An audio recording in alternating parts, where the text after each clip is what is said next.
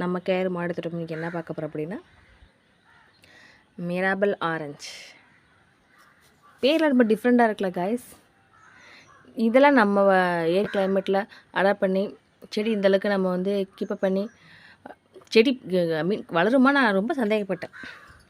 ஆனால் அதை ஒரு மருந்து கொடுத்தும் ஒரு உரம் கொடுத்தும் அதை டேக்கர் பண்ணும்போது தான் அதோடய ரிசல்ட்டை பார்க்கும்போது சந்தோஷமாக இருக்குது.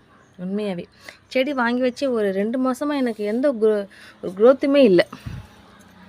அதுக்கப்புறமா நான் கொடுத்த படிப்படியான உரங்கள் மூலமாக தான் இவ்வளோ அழகான க்ரோத்து, இவ்வளோ நிறைய மொட்டு.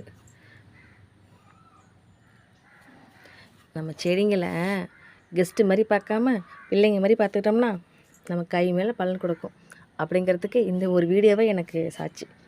அடுத்த வீடியோ பார்ப்போமா ஃப்ரெண்ட்ஸ்? லைக் பண்ணிக்கோங்க, மறக்காமல் அந்த சப்ஸ்கிரைப் பண்ணிக்கோங்க ஃப்ரெண்ட்ஸ்.